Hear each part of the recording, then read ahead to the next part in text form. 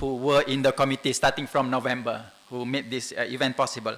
Every single one of them had a meaningful role. They contributed on the venues, on the event, on the gifts. So without them, this will not happen. So thank you very much. Okay. And again, I would like to thank our student volunteers from MMUSB, our Master of Ceremony, Obada Bel Hamadia, right? And the live streaming will not happen without the strong or committed work by our Hisham, right? From MMUSB as well. And also the student volunteers, Amar Ahmad, as well as Wasim Ibrahim, who is also the MMUSB chair, right? So thank you to all of you for making this happen. And congratulations again to all the award winners. So with Lafaz Bismillahirrahmanirrahim, I officially open the IEEE Days Malaysia section celebration. So thank you very much.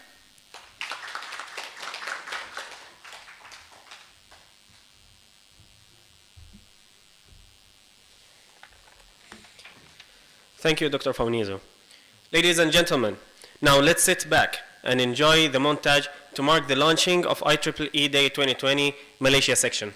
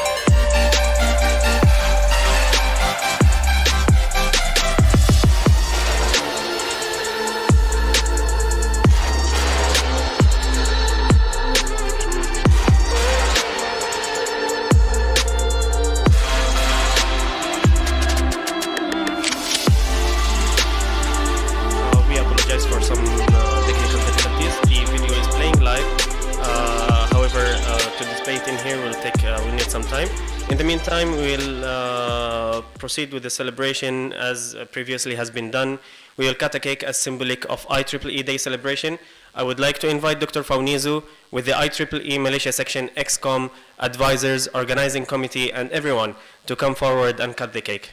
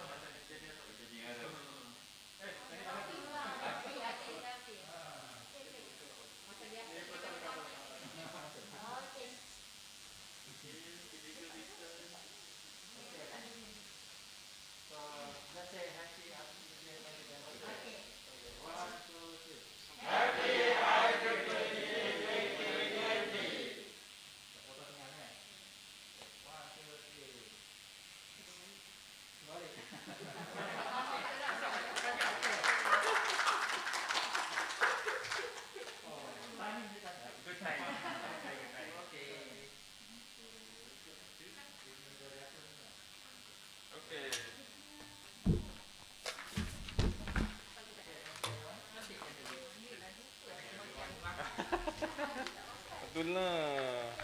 Tak apa. Ha.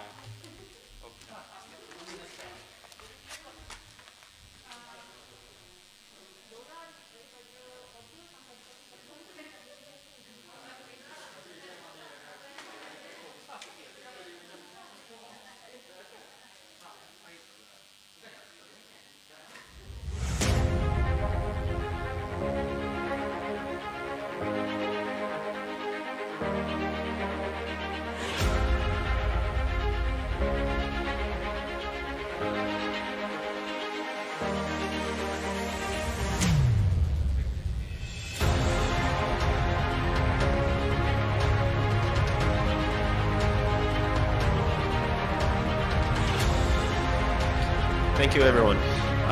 Now we come to the second part of this event, which is the presentation of the Humanitarian Activity Committee, HAC, which in line with the IEEE Days Malaysia section theme, leveraging technology through humanitarian activity. Our first presentation is Mr. Chong Yu Zeng, who is also the current section honorary treasurer, to deliver his presentation of introduction on IEEE, HAC, and My Site for Rehab.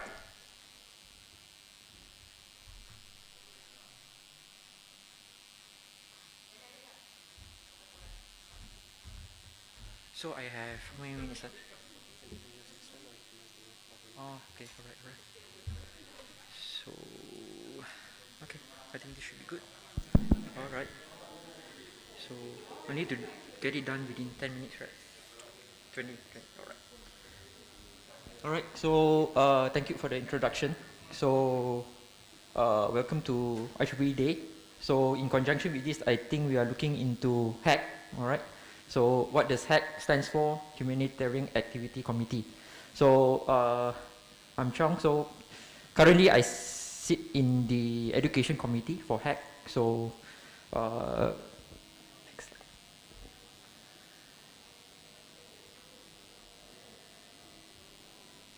All right. So let's wait for the slide a little bit.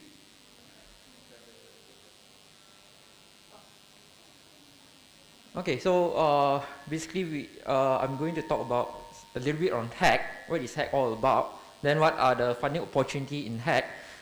Malaysia, I think currently we have 3 supported projects which are linked to the COVID, because recently when COVID started in roughly March or something like that, HAC has came out with this initiative. So tentatively, most of the grant under HAC were on freeze, okay, because they are channeling it to this COVID thing. I think Malaysia we have 3, which I think will be presented after this presentation. Then me myself, we are looking into, we have one site group which are around since 2013 till now, okay. Okay. Oh, what's presenter? So, okay, so let's go through the first part of the presentation, which will be the HAC committee. So, oh, great, thank you. Okay, so what is HAC? All right, HAC stands for Humanitarian Activity Committee. So, what are the rules of this committee? Normally, they would provide a suite of resources for these humanitarian activities worldwide. So in R10, we have our R10 HTA also. So they like to work with all IEEE volunteers. So Malaysia is under R10. So after India, Bangladesh, I think we are the 3rd most active groups in R10. So what are their roles? They are looking to carry out and support impactful humanitarian technology and sustainable development activities at the local level. So always your project, whatever project that you are embarking on, it must be on the local context, meaning it should be within our community. So if we are based in Malaysia, so our project should be based in Malaysia. You couldn't apply the project which will be implemented in Indonesia or elsewhere. So local context is very important in their view, all right? Okay, so there are 4 different things that they have in HAC. One is to create the awareness of what these humanitarian activities are all about. Then 2 is the training part. Okay, training part meaning they are looking at the education side of it. So I think they have a module, they have a total of 8 modules uploaded into the website. So for those who are interested in looking after this type of humanitarian projects, you all could log into the website. Then for those who like to get a certificate on all those modules, you can log into the website as well. So it's quite an interactive modules that are made available. So I think this has been around since May. It took us about 2 years to come up with it. All right, the education committee to come up with the training module and stuff like that. Then of course, one of the most interesting part of this hack will be the projects. All right, so they will fund projects which are helping the local communities. So this is the interesting part.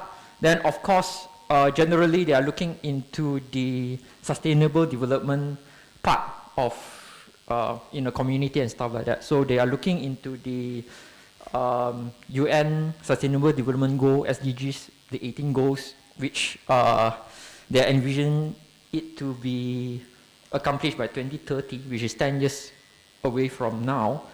But seems like now the pandemic kicks in, so things are really related to the pandemic now. All right. So these are the few committees that they have: communication committee, education committee, assessment committee, partnership committee, event committee, projects committee, and site. So normally this bottom 3 will normally give you some grants, okay? But it should be linked to the activities which are related to humanitarian. So they provide grants to run some events, but I think unfortunately for this year they are freezing it up because they want to channel the money to fund COVID-based projects. So the fund goes to the site. All right, site is another part of HACK, which it stands for the Special Interest Group in Humanitarian Technology. So it's a group whereby once you can find 6 or more IEEE members, then you can form the site group. So from the site group, you can apply for the grants that are available from this committee. So let's move on to the funding opportunities that are available. So the biggest big chunk of the funding now goes to this COVID-19 projects. So I think it started off in March or April of this year when the pandemic started. So normally they will look into how IEEE volunteers can help, okay, in reducing the effect of the pandemic. So like what I've said just now, Malaysia, I think we have a total of 3 projects. Then the funding for this will be continuous. So whoever that are interested in applying, please do so. The quantum could be between 10 to 25,000 US dollars, if not mistaken. All right, quite substantial. Okay, but it must be related to our own community. Okay, so probably the details of this project, the subsequent presenters will share what are their projects all about. All right, so so the priority now will be on COVID. Okay, so whichever projects which are related to COVID, then yeah, normally they will consider. So I've extracted this out from the HACK website. So thus far, these are the 3 projects that were funded. So one is looking at the awareness in childcare center. All right, so it's the quantum is about 4,000 US dollars, so it's quite substantial. Then the second project, it's on the dental aerosol contamination. So because we know that this COVID is airborne, bodily liquid, transmittable and stuff like that. So this project were funded roughly about 4,400 US dollars. I think this was Dr. Fatamana from USM, if not mistaken. All right. Then the third one is a bit more interesting because they are looking at the construction industries. How does this COVID affect the industry, the construction industry? Okay, so this has the highest amount been awarded. So the quantum goes up to 5,000 US dollars. All right. So these are a list of successful application from Malaysia. if you log into the hack website, then you all would have one big chunk of the projects approved, okay? It is worldwide, but in order for you to qualify for it, the project must be based locally, all right? Okay, so hack also support events and conference participation programs. For this year, I think these two have been closed, okay, pending the situation of the pandemic, but these are the available grants in hack. So if you are interested in joining any conferences which are related to humanitarian technology, normally they will give partial subsidy like $300-400 for you to participate in, okay? But unfortunately now not there, not available. Regarding hack event, whatever events that you want to do, okay, training, workshop or whatever, they would fund substantial amount, okay. I think Malaysia section, I think we have got a few previously, in previous years. So the quantum could go up to $5,000 or so, okay. So it depends on the proposal, okay. So another funding opportunity will be in the SITE, okay, SITE Special Interest Group in Humanitarian Technology. So SITE is some sort of the starting point, okay, for any groups who would like to get grant, okay. SITE on its own, they would have a grant for you to apply, okay. Normally those successful SITE projects, you could apply for the humanitarian activities grant, okay, which the quantum of funding is a lot higher. If I'm not mistaken, SITE project, they would fund up to $2,000 or $3,000, whereby for hack project, it could go up to $20,000, okay. So those are the different quantums of funding. So if one were to start looking at this type of humanitarian technology, so definitely you need to start a SITE group, okay, then apply the SITE grant, then upon successful completion of a SITE grant, then you could elevate it into your hack fund, okay, which will provide you more in terms of the funding, okay. So in Malaysia also we have some successful hack project, okay. If I'm not mistaken, this hack project were the hydraulic ram pump for clean water in rural area. I think it was the team from UTMKL, right, Dr. Lisa? Yeah. So substantial amount, $21,700. So I think they did a lot of projects in Kenya. Royal Belum. All right. So that is an example of project which are very useful for the community. Okay, so that they can get fresh water and stuff like that. Okay, so those are the impacts. So normally in hack, what they look for the SROI, social return on investment on every project. So I suppose that those grant holder, those are the documentation that normally they will require to be submitted, I think half yearly or something like that. Okay, what are the impact of the project, okay, against the quantum of the funding, okay. So whether every cents and dollars were utilized fully and what were the impact, okay. So hack project, like what I say, it's the upgrade of a site project. Okay. All right. So most of this information are available in the homepage. So just log into the homepage. There are a lot of resources inside. All right. May it be what are the site groups in the geographical region, the education toolboxes, all right, or the toolkits and stuff like that. All are there. Okay. And there are a lot of videos and webinars being uploaded in the website as well. Okay, so for those who are interested in looking into this, can log into the website and have a look. All right, it's very informative. All right.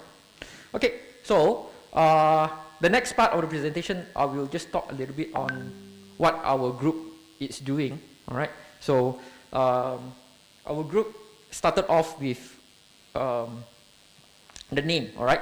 How this name comes about, all right? Mine stands for Malaysia, SITE meaning the Special Interest Group in Humanitarian Technology, and this rehab, so it will tell us that the group are related to the rehabilitation, all right, of those people who requires this rehabilitation. So, like what I've said just now, we have started off in 2013. I think we are the first or second in Malaysia to start a site group. Okay, so if you look at it, this hack have been around for 7-8 years already. All right. So in Malaysia, I think we currently have 3 or 4 site groups. So it's growing gradually. Okay, but they are looking at different costs. All right. So that is that. So we started off with looking into how to develop rehabilitation devices for children with movement disorder, because one of the plight that we have encountered was the inavailability of getting access to these rehabilitation devices, especially for those children that requires rehabilitation, like those children with CP, those children with physical disabilities and stuff like that. Okay, so in the site website, actually you can find what are the groups that are being formed, that were formed, okay, in different geographical regions. So if you zoom to Malaysia, so they will have different focus areas, all right? So the focus area for the group will be on assistive technology, okay? Probably certain groups are looking at sustainable energy or sustainable food or whatever. So it should be linked to those SDGs, okay? If your project or your group fits into those SDGs, then that will be easier to be approved and stuff like that, all right?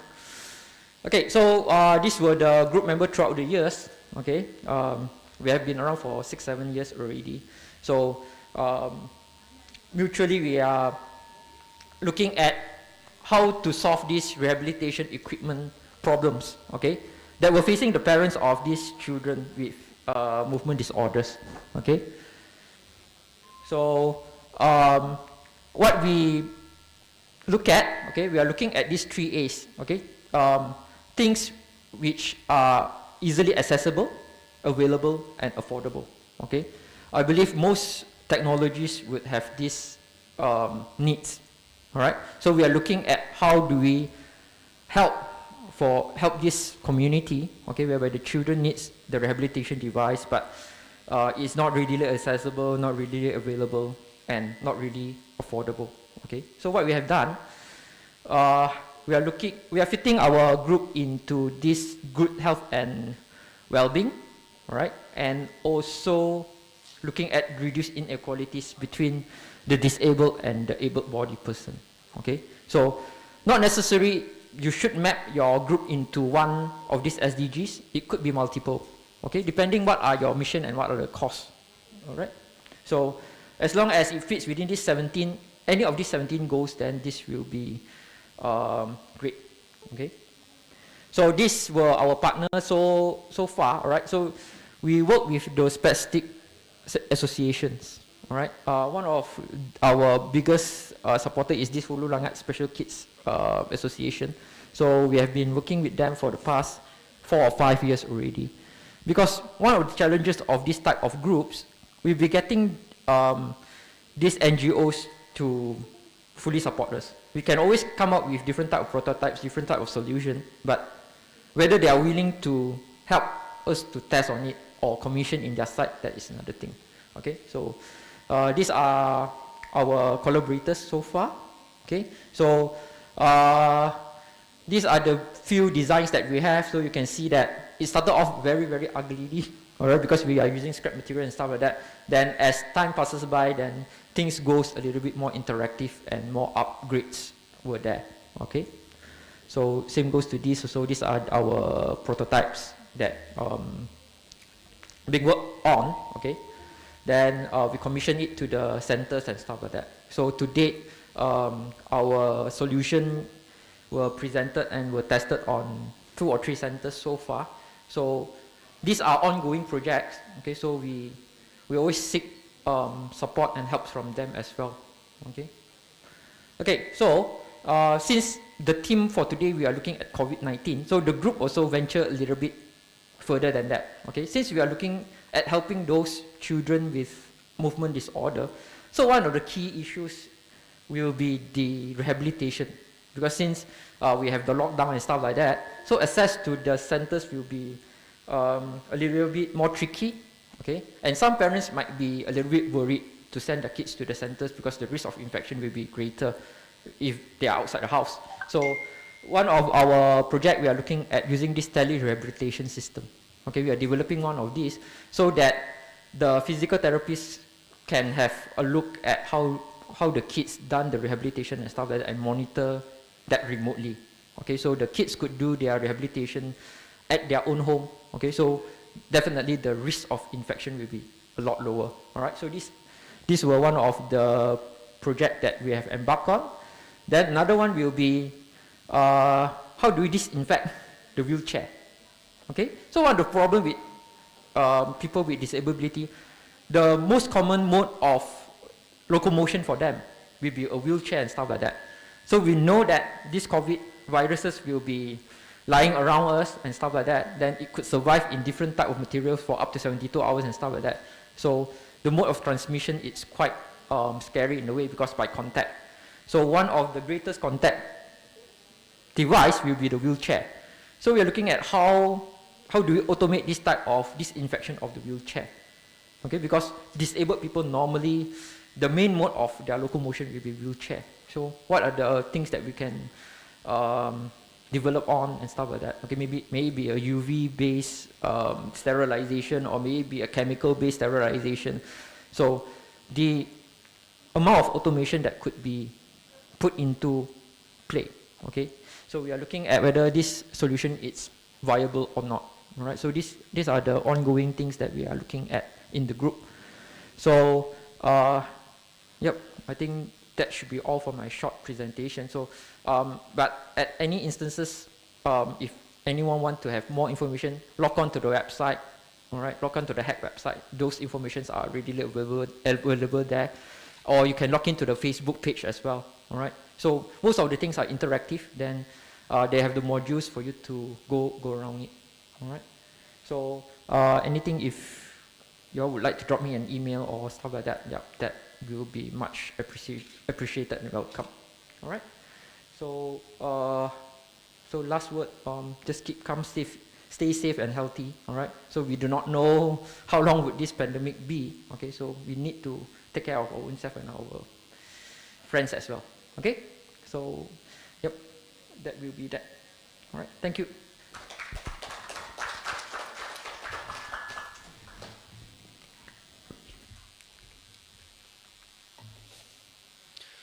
Thank you, Mr. Chong Yu Zeng. The next four speakers are the recipients of IEEE Hack COVID-19 Projects Fund. I would like to call upon Dr. Shuhaida Ismail from University Technology Malaysia, Kuala Lumpur, to share on her projects titled On-Site Communication SOP for Construction Project During COVID-19.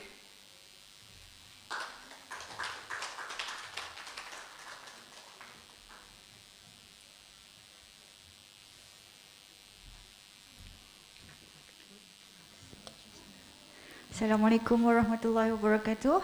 Very good morning. I'm Shuhaida Ismail from University Technology Malaysia, Kuala Lumpur. I believe I am the only alien in this room. Okay, because by practice I'm a civil engineer. I believe most of you are EE. Okay, so today I pretend to be EE as well lah. Yeah.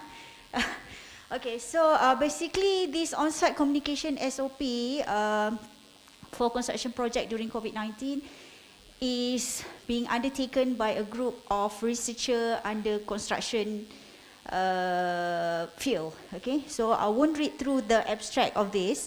I will just go straight away to the motivation. Where should I press it?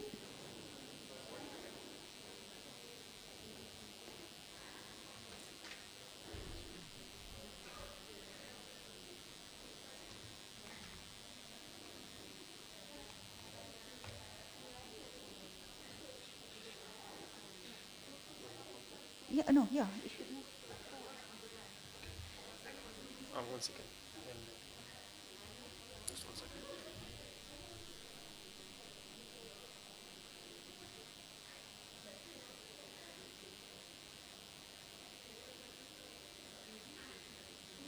Otherwise, you can just do it manually.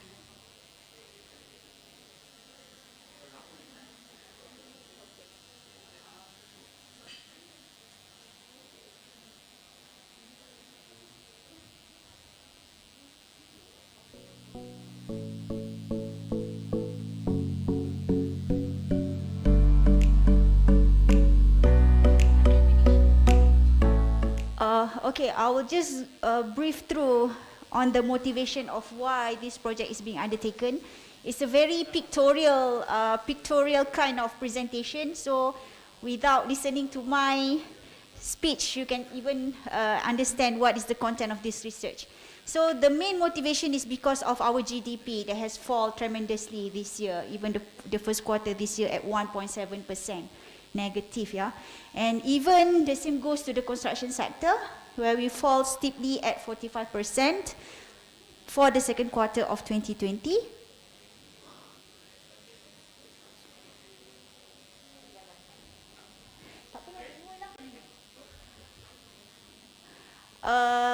This is foreseen to be very evident. As we can see here, we have lost in construction industry negative 8% value of contracts, and we know that we have high dependency on foreign workers, okay, especially the migrants from the underdeveloped country.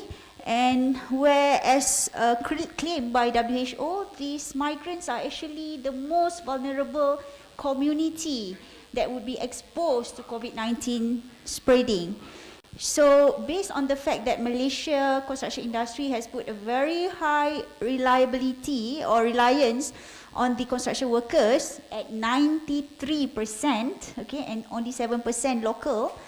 So we perceive that it's important for construction industry to keep its momentum despite this COVID-19.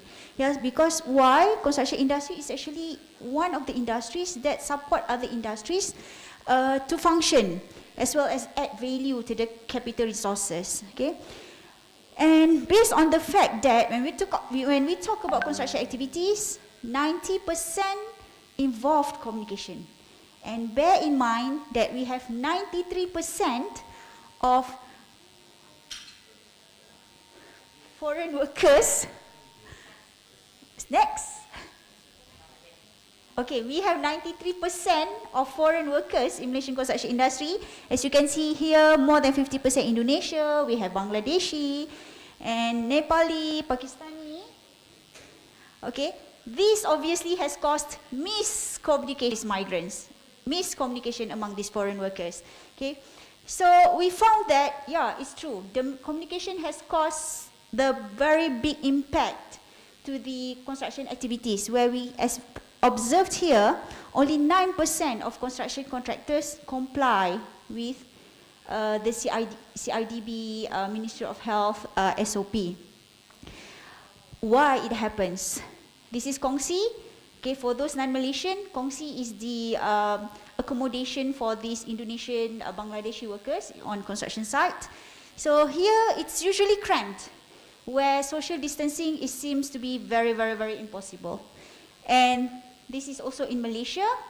Okay, in 2010, the Ministry of Works has established the term called CLQ, Centralized Labour Quarters.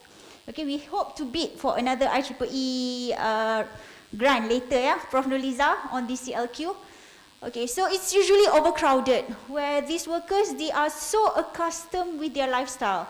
Okay, eat together, chatting, okay, no social distancing at all. So what happened? New cluster emerged among the construction workers.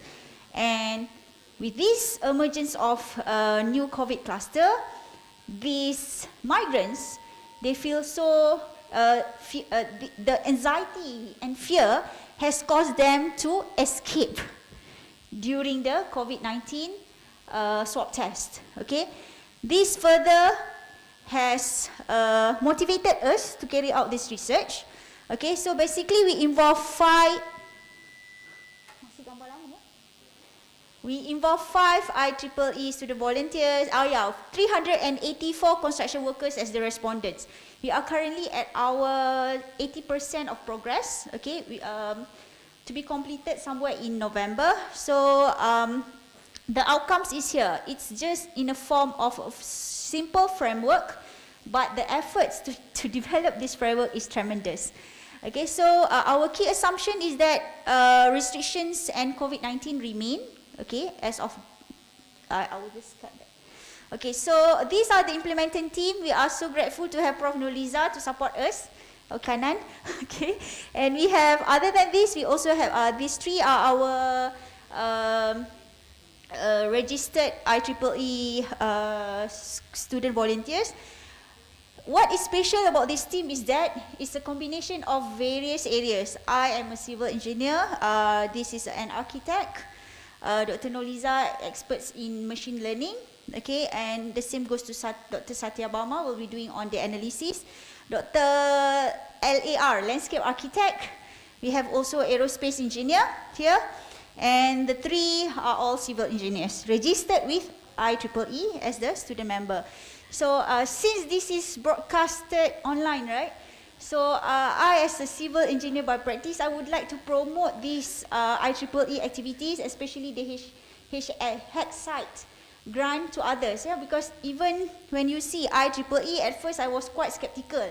Alamak, this IEEE, it's only meant for EE, but it's not. Even if you see the IEEE is a professional associate for electrical engineering, no, it's not. It's not the case. Okay, when we first received this announcement on the opening of COVID-19 proposal, we were quite, our attention was in here, okay, that is on the prioritized research area, where they have three. First, must have the immediate impact. As indicated here, okay, the end product as if should be in hard product, even as presented by Mr. Chong just now. The one that has been produced by the previous research was devices, hard product, something that can be used directly. But for us, it's in a different case. It's a soft product. It's in a form of process. Yes, we've got this grant, even though it's just a soft product.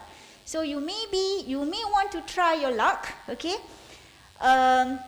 As long as you can highlight these prioritized project areas where you have to convince the committee that you will have immediate impact. As for our case, immediate impact to stop the spreading of COVID-19, to mitigate the poverty, especially amongst these vulnerable communities, and also to increase the access to better well-being among the construction workers. Okay, so what are the challenges that we face throughout this research? First, we didn't put in our budgeting that we need to do the swab test, because as we obtained this grant in May, in June, the Ministry of Health and the Ministry of Works make a compulsory action for all visitors to construction projects to undergo compulsory swab tests, which cost us 360 ringgit per head. Okay, so that is not projected by us. Okay, number two, our theme is about ICT, which we plan to use all these apps, to collect the data from the construction workers, the 300 plus. Eventually, we know the fact that construction industry has traditionally been slow in its adoption of IoT at negative 18%. We thought that this is just general statement, but it's not the case. It's truly happened when we conduct our first data collection at the site. There is no proper area. They refuse to use the apps, the Survey Monkey, and even the tab that we provided, because it was rushing hour during that time. Okay, obviously language barrier. Even though they are Indonesian, they use their native language. Okay, at site 2, limited survey time frame, workers tight schedule, because usually the time given to us was during lunch. Okay, or during the punch card, the attendance. And for site 3, okay, again, limited survey time frame. We have like 5 nationalities in site 3, okay, and language barriers. So looking at these challenges, we try to contact okay, this is another I would say another tips and tricks that I would like to share with others. We try to contact Ministry of Foreign Affairs. Okay, and we managed to get the High Commission representative for the next site 4 and site 5, okay, from Pakistan and from others. Okay, for this site 4, this is in Gemas, even though it's just single nationality, that is Pakistan. eventually Pakistan has different dialect. Okay, so again, we have problems there. And for challenge site 5, since we involve only the management staff, okay, this is actually one of the course that they attended under the CIDB. So we contacted CIDB as our implementation partners. So the thing is, when we've done it online survey, we couldn't ascertain whether they have answered it all valid. Okay, so basically, we aim to, as aforementioned by Mr. Chong just now, it's important for the grant to highlight what are the contribution of your activities to the United Nations SDG. So basically, it's apparent that it's towards the sustainable well-being of the construction workers, which eventually would spread the COVID-19 virus to others.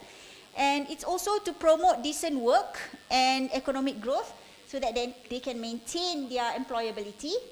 And then towards the further provision of the infrastructure and sustainable communities, so that they can be responsible in consuming, using the construction materials based on the very transparent SOP on communication management that we proposed. So, thank you.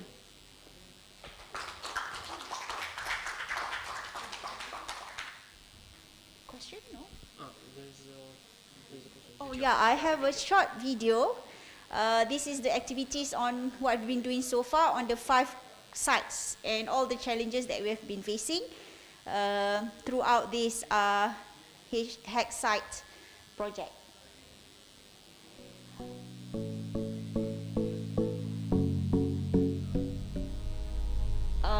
Another point that I'd like to pin while the committee is struggling with the movie display is that when we do the swab test, it's valid for 2 weeks.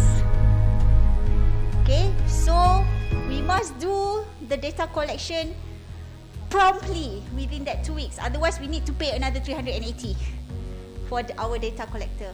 Okay, the sound.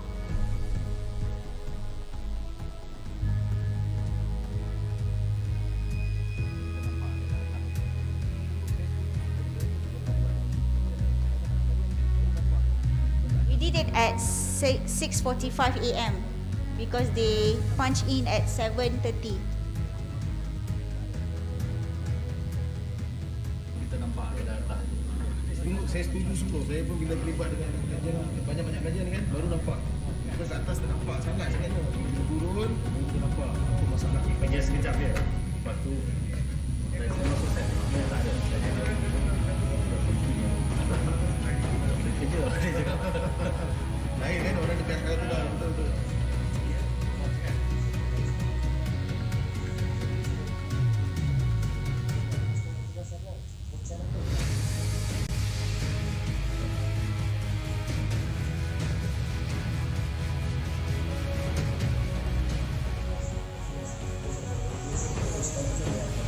We've got this translator for the High Commission with the assistance from Ministry of Foreign Affairs.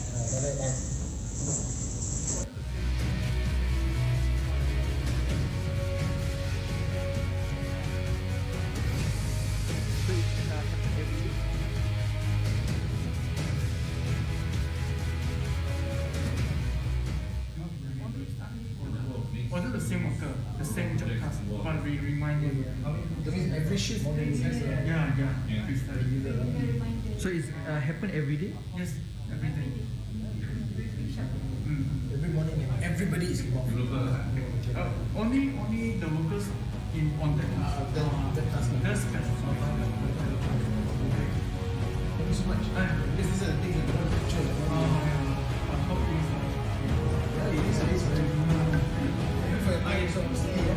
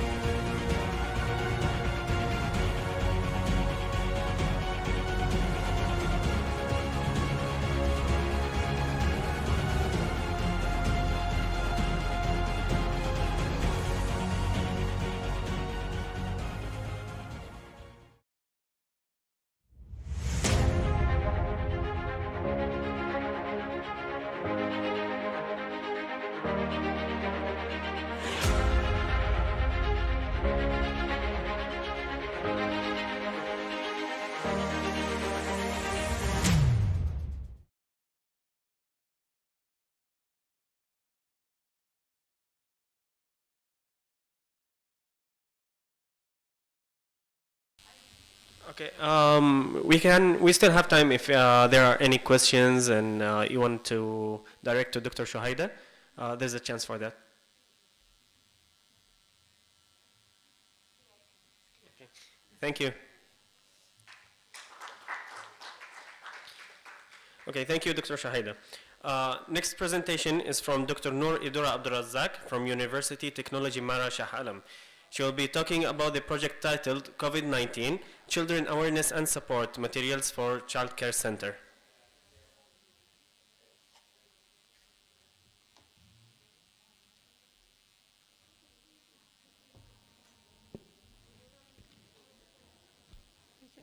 Switch off and on. If it's lagged, then you just press on this one. But this will move forward, this will move backward. Okay, Assalamualaikum and a very good morning. Thank you, Mr. Chairperson. Okay, so today I will present our Hack COVID-19 project. Okay, the title of the project is COVID-19 Children Awareness and Support Materials for Childcare Center. Okay, my name is Noor Idura and I am the IEEE Malaysia Comsat VTS Joint Chapter Committee and my portfolio is on education and humanitarian activities. Okay, so this project is the team members of this project is from Comsat VTS. Okay.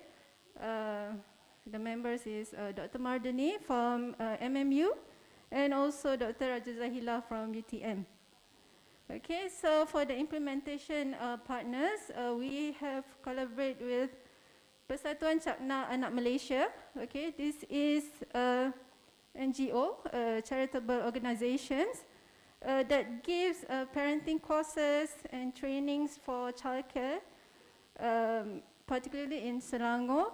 Okay, so they have provided trainings in childcare. So we partner with this society, okay, to materialize this project. So the SDG target is SDG number 3, okay, for the health, and SDG 4 for quality educations, and also SDG 17. And okay, for this project, the approved budget, the approved funding is 4,000 USD.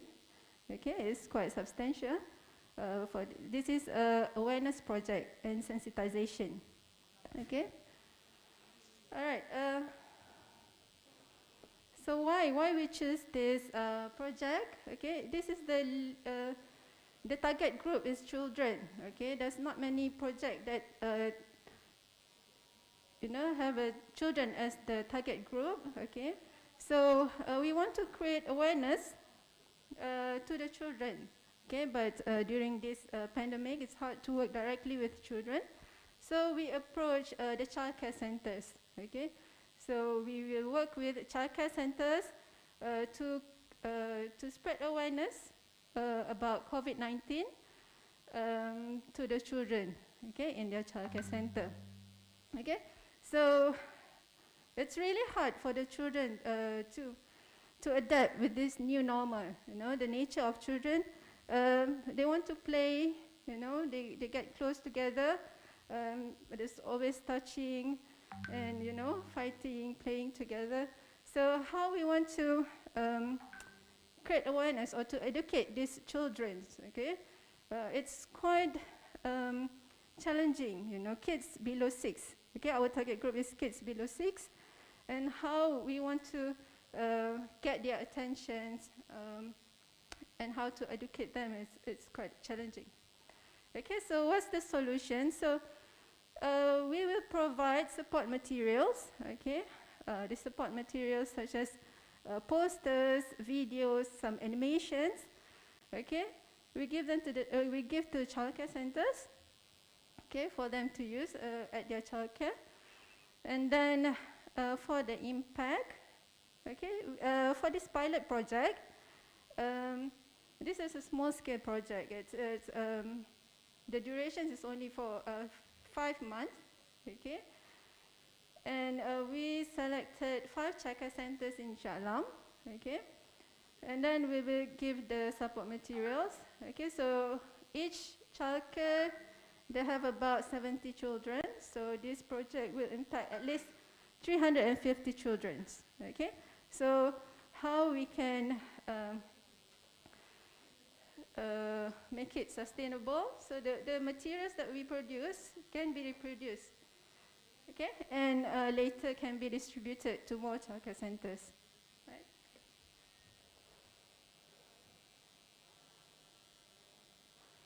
Okay, so input of the project is human resources. We have volunteers. Volunteers from IEEE Comsalt VTS.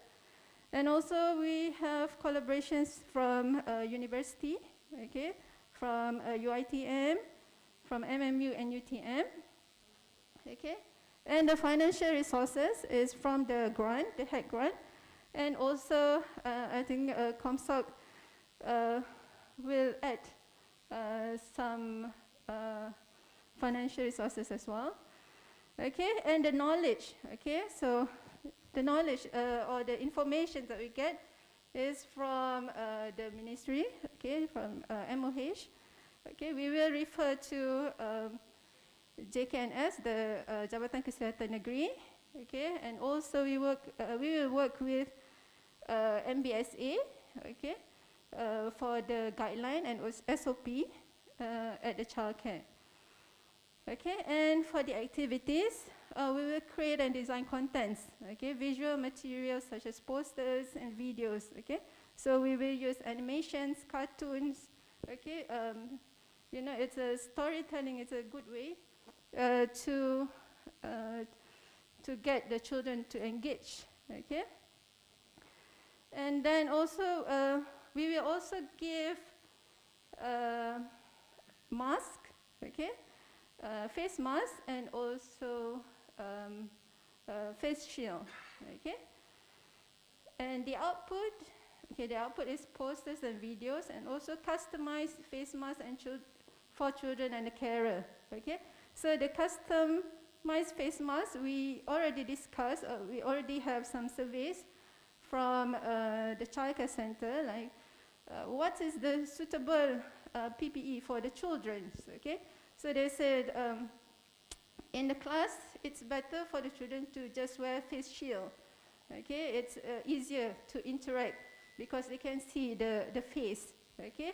And face mask, we give them so that we can educate them, okay. So maybe when they are outside, they have to use face mask, how to use face mask correctly.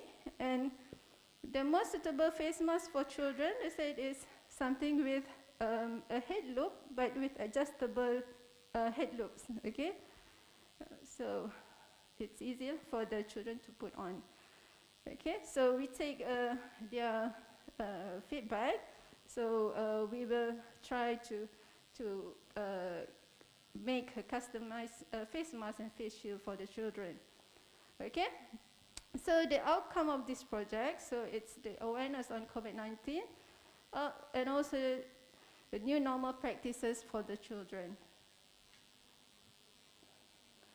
Okay, so this is the output.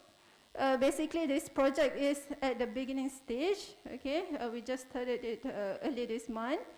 Okay, so we have discussed that we will come up with a simple guideline posters for the to be placed in the childcare centers, and animation videos, okay, for the children, and also the customized face mask and face shield for the children. Okay, so that's all about our project. Thank you.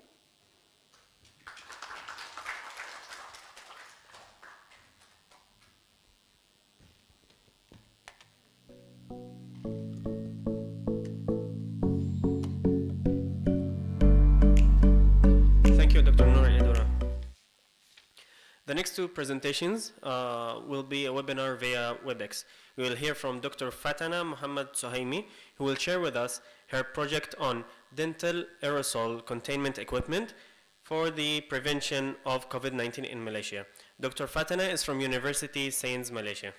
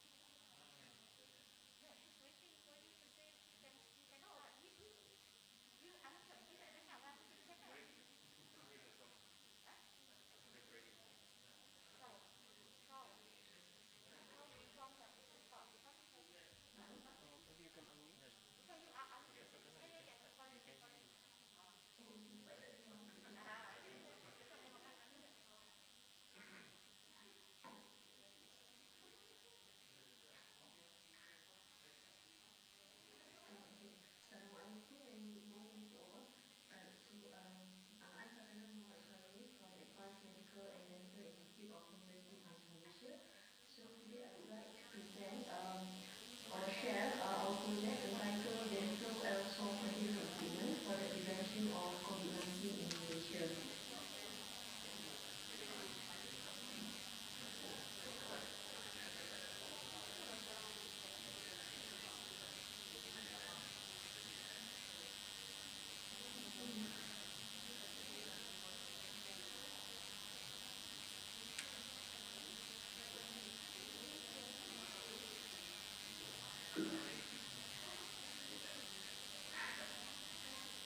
Right, so COVID-19 has been declared as pandemic by WHO in March 2020. So it's caused by the virus infection, hemolytic severe acute respiratory syndrome coronavirus, as most of us already know.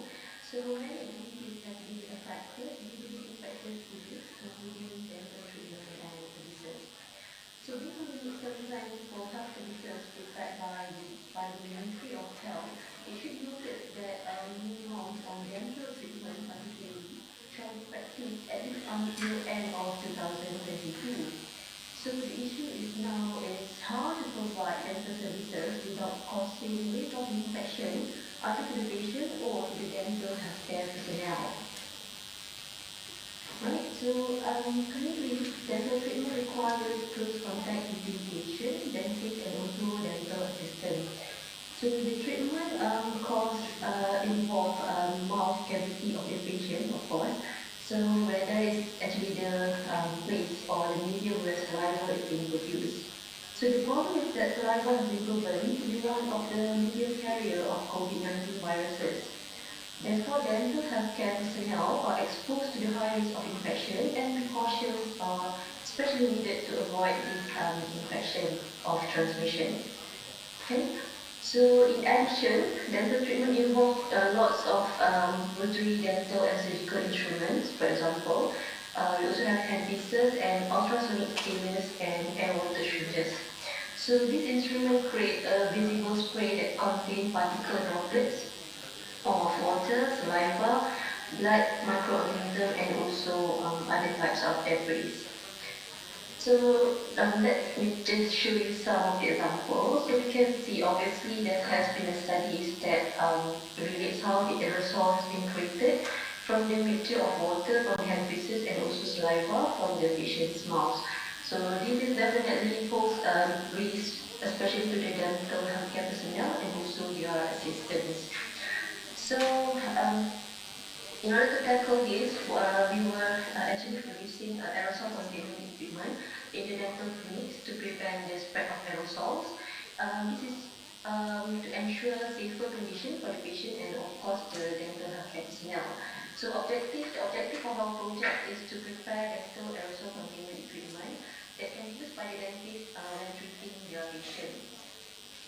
So this grant actually came at the right time because we were discussing on how to provide the services without posing a high risk to the patient and the personnel. But then we have so many designs and since the grant came out, we really focused on that because we were being discussed about this during the MCO. So basically everything online, so we couldn't get to see each other at that time.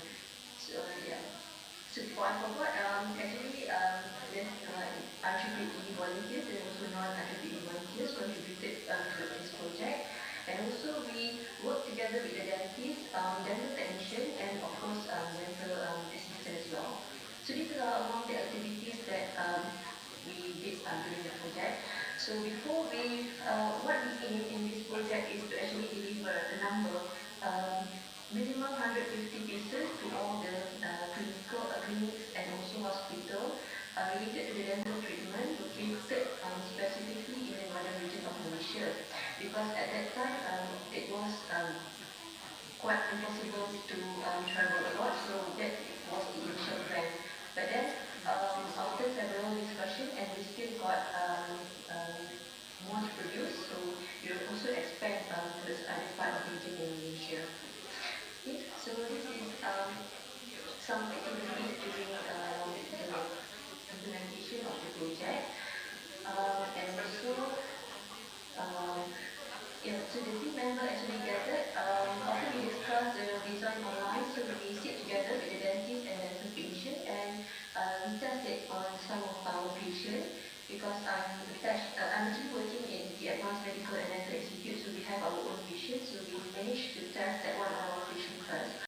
So and after that, we also get some feedback from our dental dentists, for example, orthodontics and also postodontics. So we did some alteration to the design, for example, adjusting the height, adjusting the width, and also some components of this dental resource containment. Right. So after we have prepared of this part, we also gathered to assemble the parts. So luckily during the assemble, the MCO has been listed. So we managed to get most of our staff and also the volunteers that already signed up for the project. We can get them to come into our station and prepare the product. So this also includes inspection. During the assembly, we have to inspect and make some quality control and fixing and also gluing the joints because it's not one person product. We are doing it in it's like so many things have to be fixed after that. Right? And from that project, we're also able to distribute to several clinics. For example, only like 1 month. 1 month after the first we start project, we managed to distribute to cooling center where we already delivered about 30 units over there, and we passed it up to the surrounding clinics. And also, because we try to minimize our traveling, so we also open up like a counter where these dentists from private clinics, they just let us know how many units they want, and we can come to our center and pick up the dental restorative containment. So until now, we have almost 100 pieces that we have delivered to several centers. So in another 2 weeks' time, we are also now preparing for another 30 units to be delivered probably in another 1 or 2 weeks. Right. So this is like I said earlier, we have IEEE volunteers and also non-IEEE volunteers. So the non-IEEE include dentists, dental nurses assistants, dental technologies, and also science officer, research officer, and also students. They are volunteering to help with the assembling the component and stuff. So for the IEEE volunteers, we have at least 6 IEEE members that also contribute to this project. Right. So what we actually hope from this project is that this will also help in terms of preventing the widespread of COVID-19. So among our customers, I can say that is the government hospital, clinical centers, dental clinics, of course, who involved in the dental treatment services, and also to the patient for themselves. Okay? So hopefully it will be benefit most of the dentists that have received this item. So from the delivery itself, we also asked for some feedbacks from the dentist, and they mentioned about it is easy to clean, easy to use, create less spread of aerosols, and it is especially needed during the early time of MCOs being listed. Because at that time, we were struggling like what is the right SOP to be applied in this dental center. Even until now, some of the dental clinics are not totally operating, especially when we talk about EGP, like aerosol generating procedures. So they were very happy to receive this product. At least we try to do something to help them, even though it's still quite small initiative to us. Right, so yeah, so the patient is also feel comfortable now, and it will give more confidence to the dentist when treating their patients. Right, so finally, I don't have so much to share. So I would like to express my gratitude, especially to the IEEE head and IEEE site for funding this project, and also the involvement of staff from the Advanced Medical and Dental Institute, and also members from the IEEE and the NC for and also for ensuring the success of this project. So, right, so that's all from me. Thank you.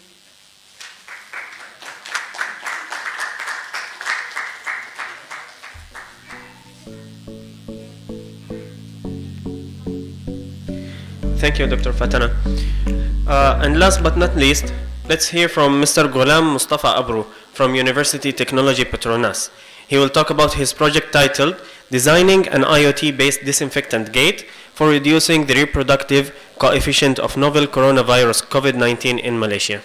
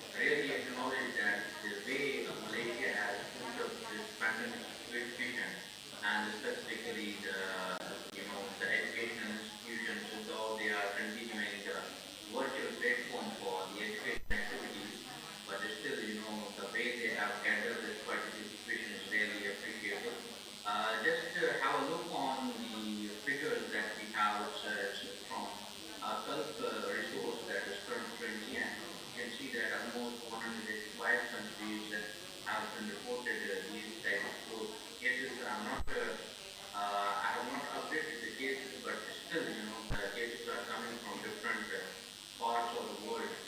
And if you just can have a look on Malaysia, after this MCO, the cases were slightly, declined, but again, from past few days, it seems so that it's increasing. The last stats that I came to know about Malaysia was something like,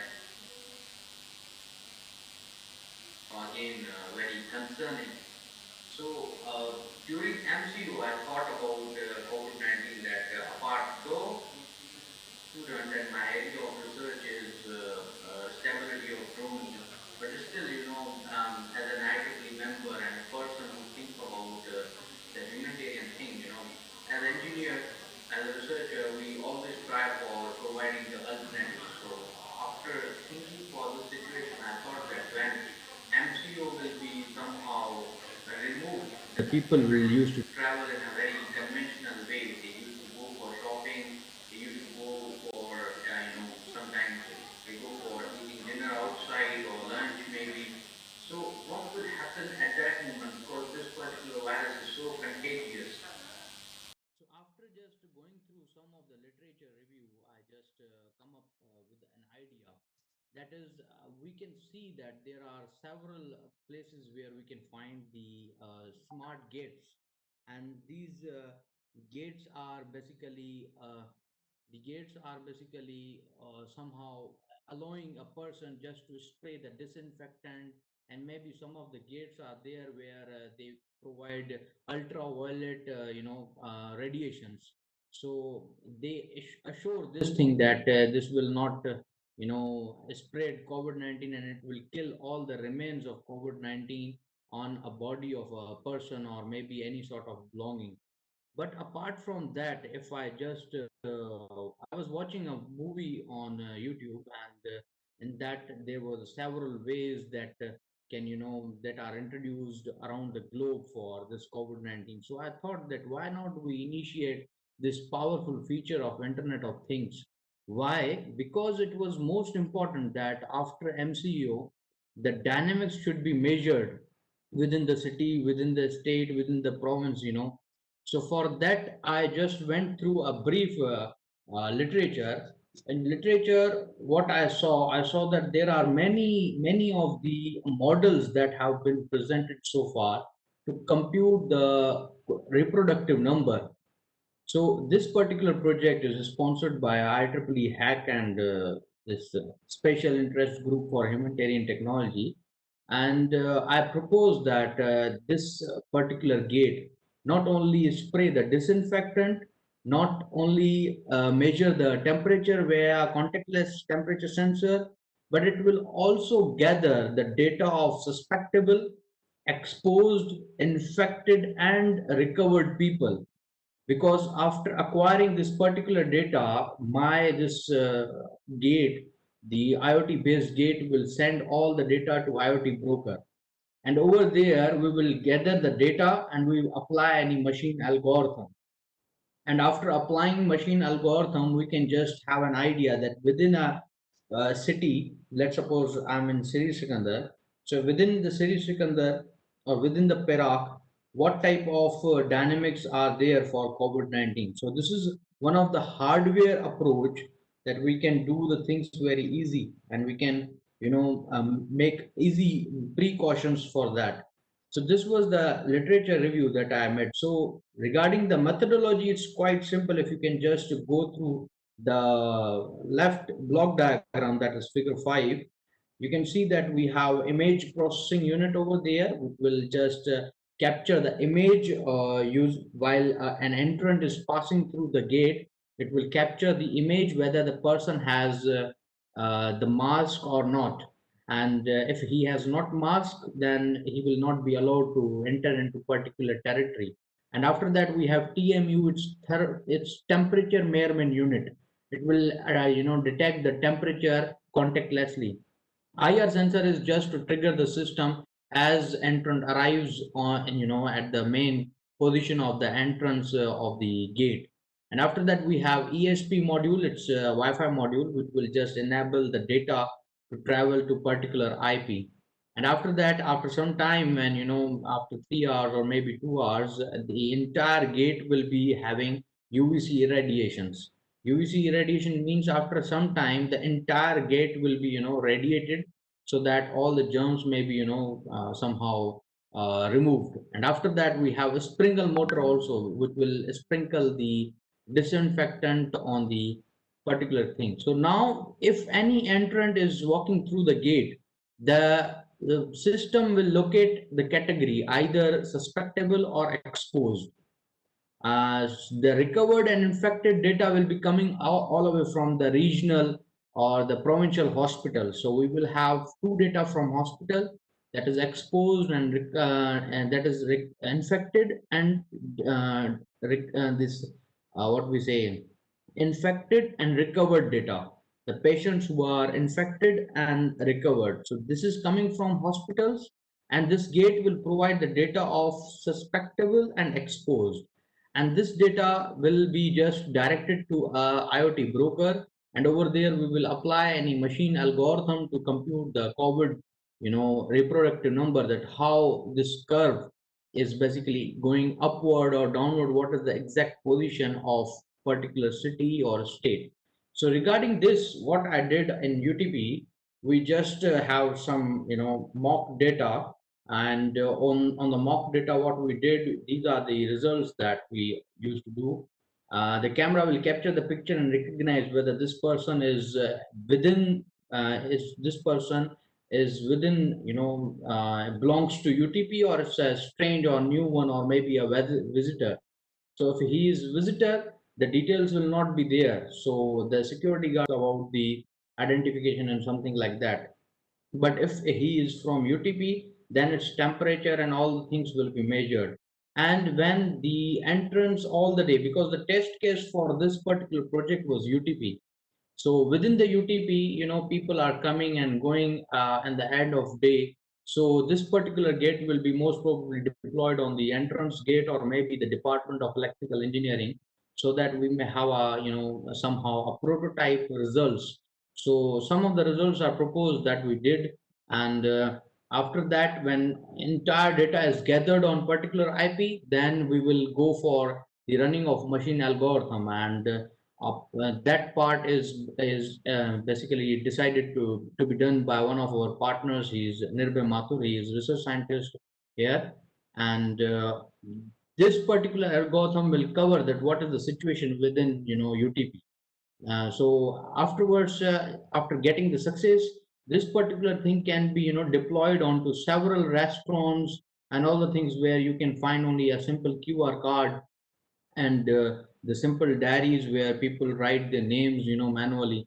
So if this particular thing will be deployed onto a major of the places, like in Perak and Sri Sikandar, we have Billion, we have Tesco. So over there, if we deploy such type of IoT based smart disinfectant gate, so this will just give us directly the data, and if we link that particular smart gates with the central system of our hospitals, like Pantai, Manjung, and all the things, So, or within the UTP, we have asked a request to Redza Clinic, so that they can provide a mock data, so that we can just process the thing. So far, the results that we just generated is based on the mock data that we just did. So these are the results that we have on our GUI. So I personally think that being a researcher or being a student of science, technology, and engineering and mathematics, we always strive hard to provide some alternatives, and for those alternatives which are beneficial, and the thing. So in Chinese, this crisis word is basically termed as what we say, a problem, and on the same side it's an opportunity also. So I think that we will also pitch this particular thing into some of the platforms of IEEE, hopefully IEEE entrepreneurship, so that we may get the approval for the prototyping of this thing on a big scale, and we can just go for this thing. So hopefully our team is striving very hard for this thing, And I'm really thankful that when I proposed this project to my advisor, Dr. Ravan, and my personal, my PhD supervisor also allow me to do this thing because, the time for the PhD thing is very small, but even though he allowed me to work on this thing apart from my PhD. So the future recommendations for this is this thing is after implementing this within the university, what we will do, we will deploy it to some of the populous places like Billion, Tesco, and something like that, so that we may have the results within the city. We can deploy it on the tool plaza also, so that we can have the results. People who are just entering to one city and leaving to one city. So I just want to acknowledge IEEE Hack and Site for approving the grant, and after that I really acknowledge the support from Center for Graduate Studies that supported me to do this thing. And in addition to that, I also support the guidance and the mentorship of two people. One is Dr. Fanizu, who always been very great and kind to me and always supported me, and he encouraged with his words, so he has this thing to motivate people.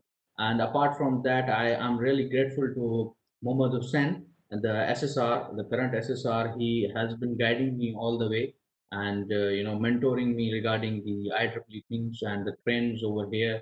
So I'm really grateful to both of the people, and including that, I just want to thank my entire team who is basically involved in this thing, starting from my supervisor, Dr. Vijan, Dr. Saiful Azran, he is my co-supervisor. The below three people, including me, we are the team. We are working on this.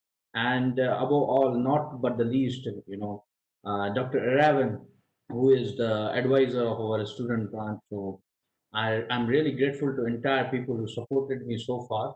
I just came on 3rd January over here to pursue my PhD, and I have been blessed with so many nice people around me, and it's a really blessing. So far we have managed to get one acceptance of our paper, which is in World Journal of Engineering. And the most important thing for this particular work is that we have collaboration with other student branches of the world. That is Politecnico di Milano, Italy, which is the top ranked university in the world. And apart from that, we have Naga Shweta, who is a full professor from India. So she's also in this particular project and mentoring us. So I'm also grateful to these three people, Mohibullah and last but not the least, Naga Shweta, who guided and review our research work also. So these are the references, and I hope that with this, I'm done with my presentation. If any sort of question is there, you can ask now. So the floor is open for questions now.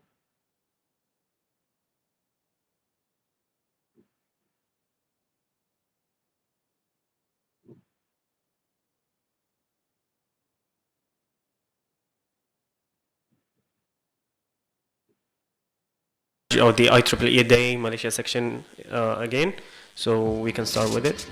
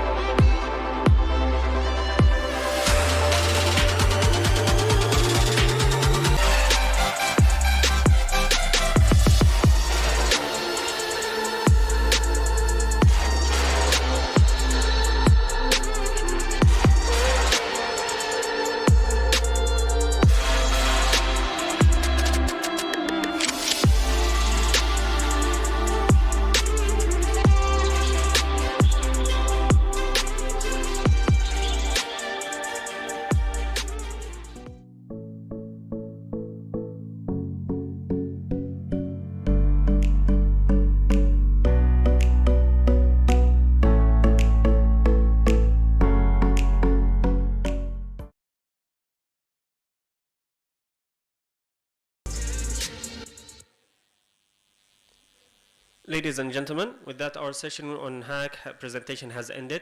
Before we start serving our lunch, we would like to ask you all for a group photo here on stage. So if you would kindly join us here on stage. Thank you all.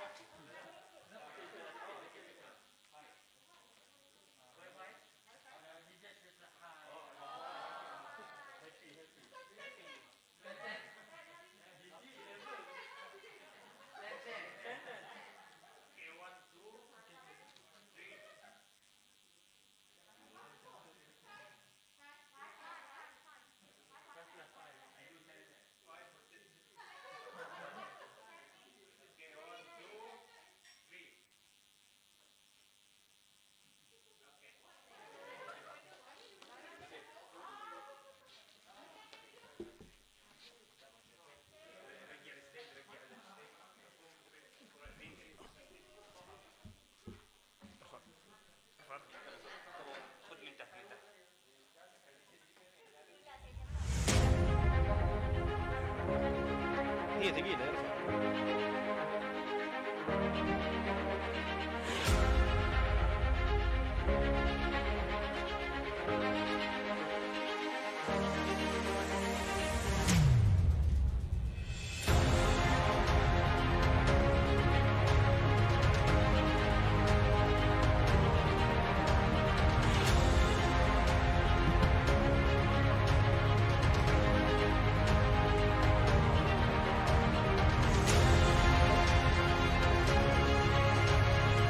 Okay, thank you everyone. Lunch will be served now, so please enjoy your lunch.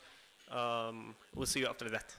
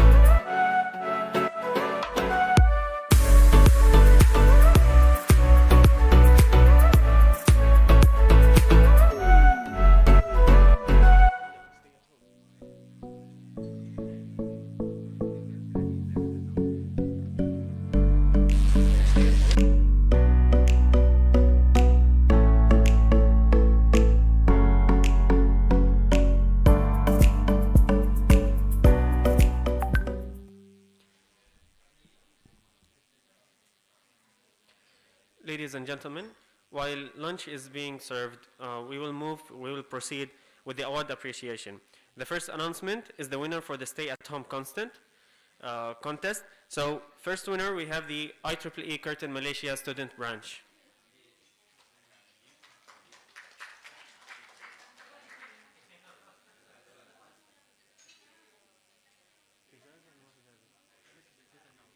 Second winner, Samsuzana Abd Aziz. And third winner, Muhammad Ayman Hakim.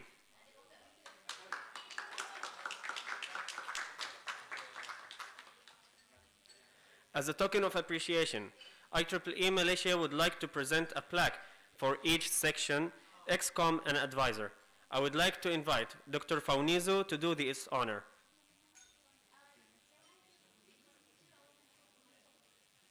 Wait, she wants to take a picture. Previous slide.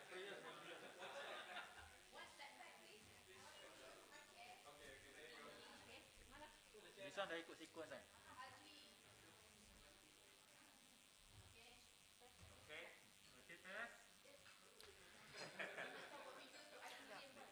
Starting with the Malaysia section XCOM, Dr. Muhammad Faisal Ahmad Fauzi.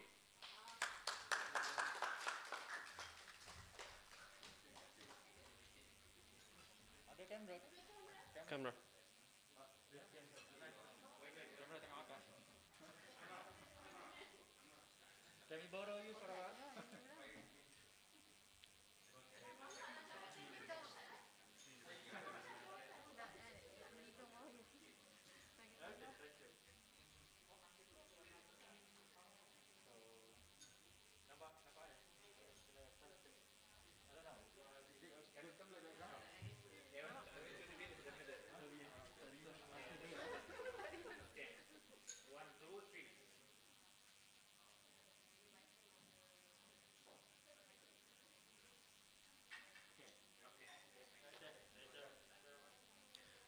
Dr. Muhammad Fauzi Abdullah.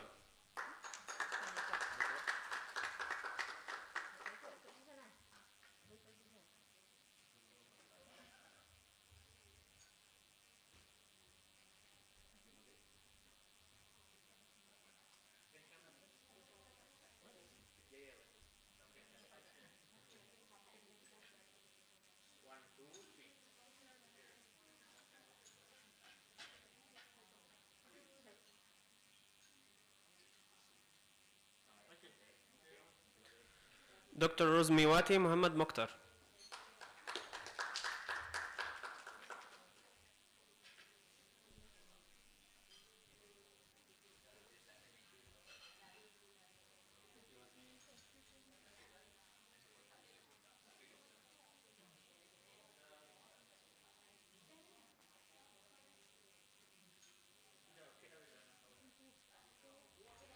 Mr. Chongyu Zeng.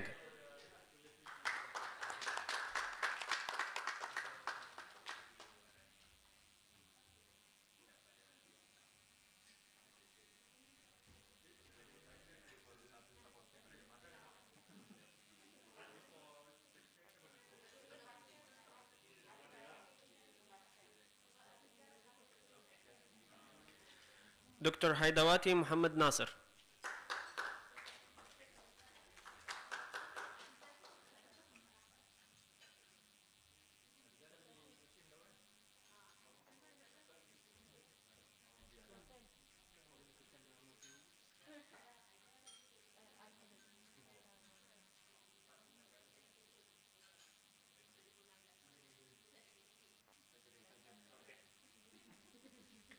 Dr. Muhammad Hafiz Ismail.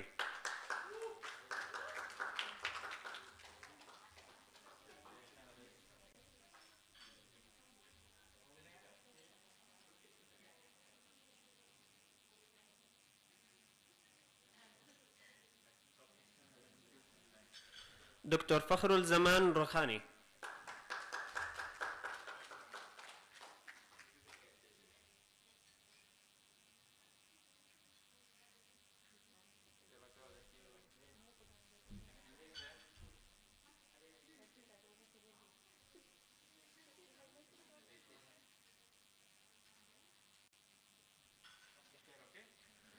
Dr. Nuruddin bin Ramli.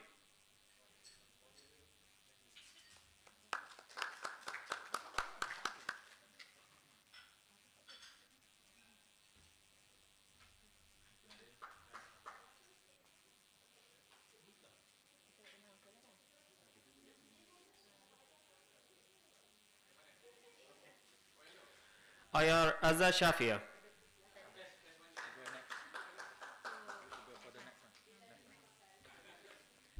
Mr. Muhammad Hussein Saleh Muhammad Haram.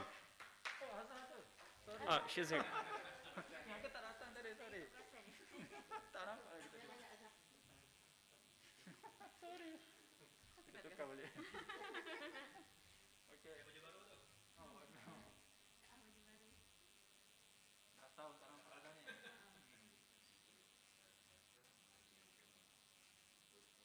Okay, thanks a lot. Mr. Muhammad Hussein.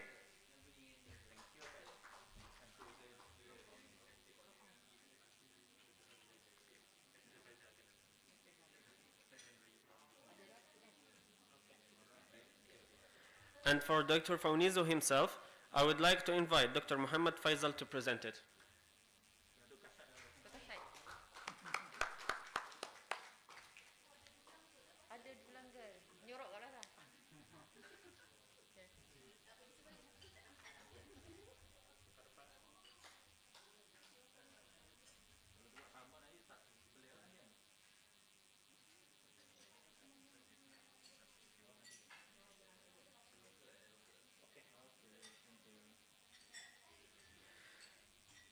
Now for the Malaysia Section Advisor Certificate, Prof. Dr. Burhanuddin Muhammad Ali.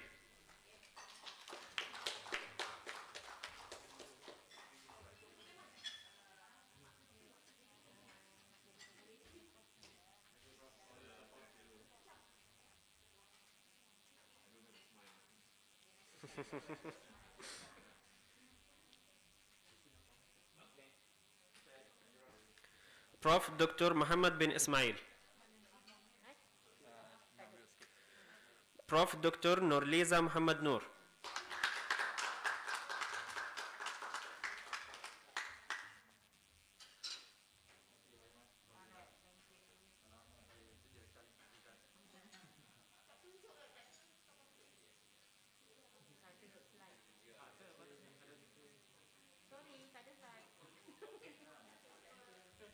Prof. Dr. Zohaina Zakaria.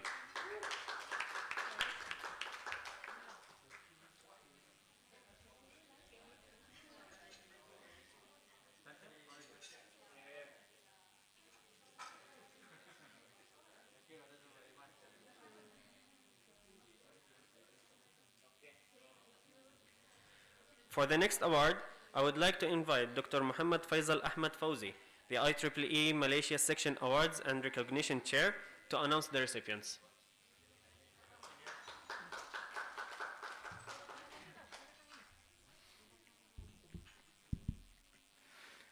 Okay, thank you. As we know, this Malaysia Section Awards is for 2019. Okay, we already announced it earlier this year, and we're supposed to hand it out earlier as well. Okay, during the April dinner, but because of COVID, okay, the April dinner doesn't materialize. Okay, so we are handing out the sections and also the trophy. Okay, today. Before that, I would like to thank all the panel evaluators, okay, for this Malaysia Section Award. Okay, so our evaluators are a mix of our Malaysia Section volunteers as well as those from Region 10. So we have our Prof. Yongjin Park, Prof. Lawrence Wong, and also Dr. Ramakrishna. These are 3 Region 10 past directors. We have Prof. Elmo Dedios, okay, Region 10 Awards Chair, the current Awards Chair. Prof. Burhan and Prof. Noliza, okay, our past chairs and also advisors. Prof. Cho Hente, our IEEE Fellow. Okay. And we have Savithia, okay, the Region 10 Student Rep. And also our 3 previous SAC Chair. Okay, Dr. Mat Fauzi Abdullah, who is also the chair-elect, Dr. Alpha Agape, and also Dr. Nur Ain Kamsani. Okay, thank you for these panel evaluators. So next, I think we go straight to the outstanding volunteer runners-up. Okay, some of these winners are not here, but I'm going to announce it anyway. Okay, so the runners-up for the outstanding volunteer is Muhammad Norzali Haji Muhammad. I believe he's not here. Okay, before that I forget. I forget to invite the person who is going to hand out the trophy. Okay, I would like to invite Prof. Noliza to hand out, okay, the trophy and also the certificate for the winners, okay, for the individual award.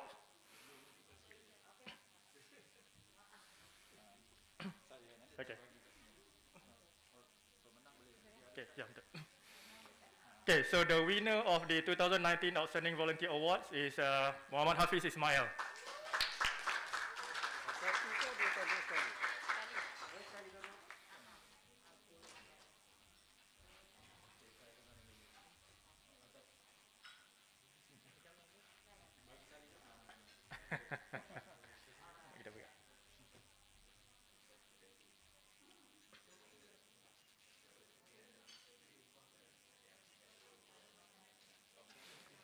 Okay, thank you.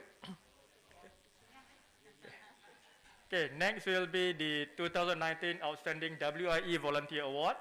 Okay, the runners-up is Ms. Tan Yi Yi. Okay, but unfortunately she cannot be with us today.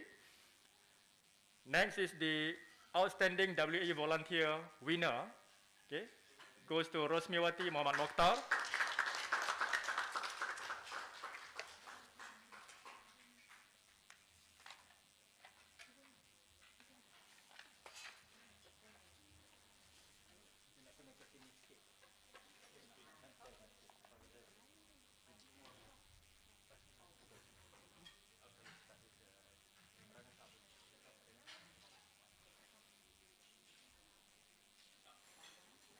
Okay, thank you and congratulations. Ada lagi. Next will be the student volunteer. Okay.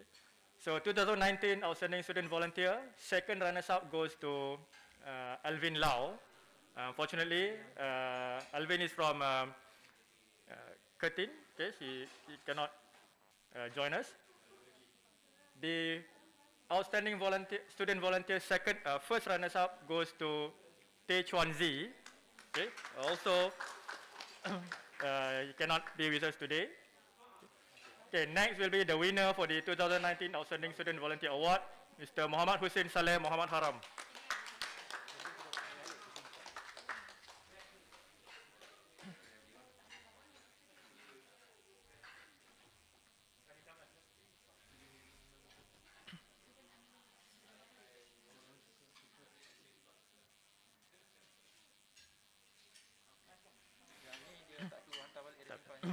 Okay, thank you, Prof. Noliza. Okay, and congrats to all the winners.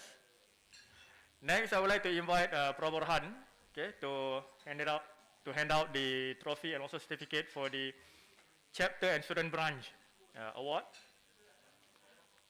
Okay. So first we go for the outstanding student branch. The second runners-up goes to USM student branch. I think Dr. Rosmi can accept on behalf. Oh, they want to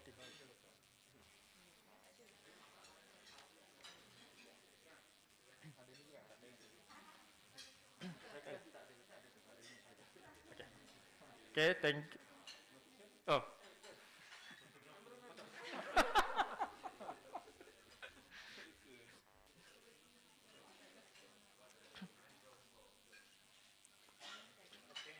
Okay, thank you and congratulations.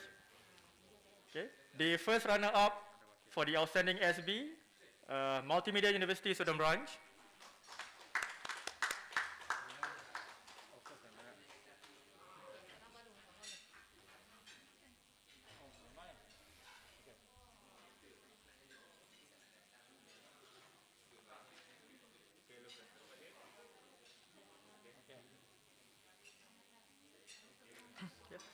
And the winner for the 2019 Outstanding Student Branch, okay, goes to Curtin University Student Branch. Unfortunately, none of them, they cannot make it today. So I think we'll just move on to the next. Ada lagi. Okay, next to the outstanding chapters. Okay, so we have, I think since 2018, we have 3 outstanding chapters. We have for small, medium, and large chapter.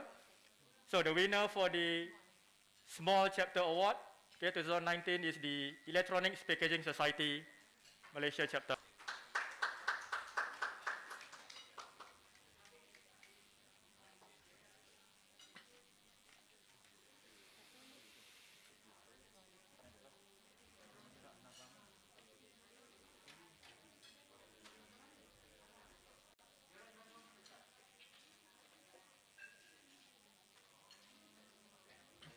Okay, thank you, congratulations. Okay, next will be the medium chapter award. Okay, goes to Robotics and Automation Society Malaysia chapter.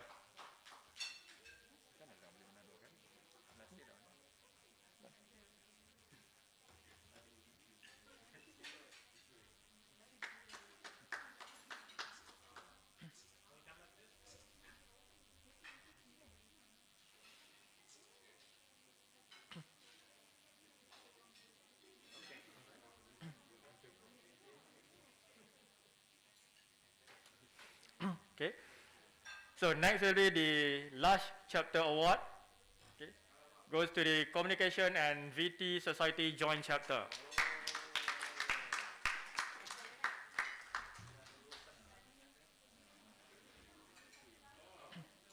Wow.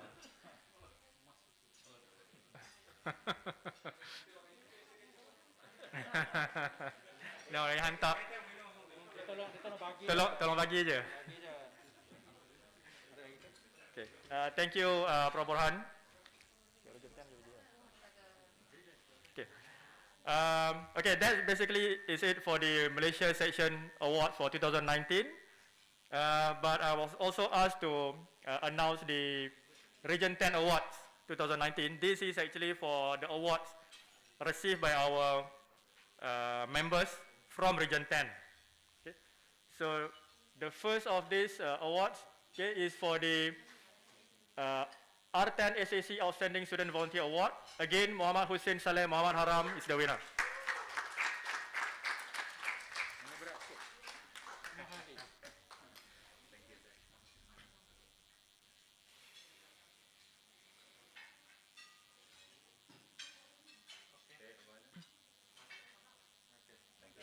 Okay, thank you. Next is the for the R10 Educational Activities Outstanding Group Award. Okay, goes to Malaysia Sections Educational Activities Committee.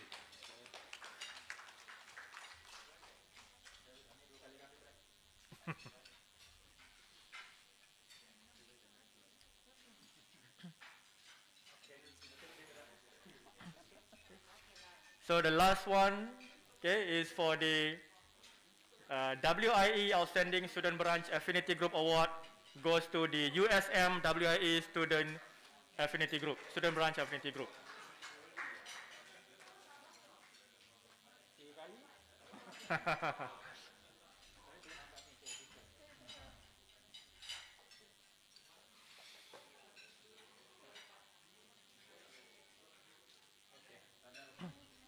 Okay, thank you. I think thank you also, Dr. Fonizu.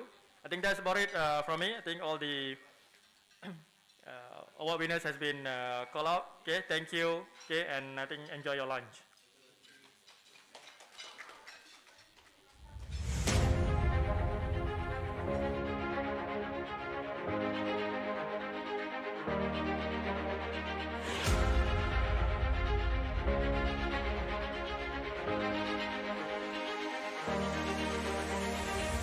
I would like to call Dr. Fonizu for his closing remarks for this event. Thank you.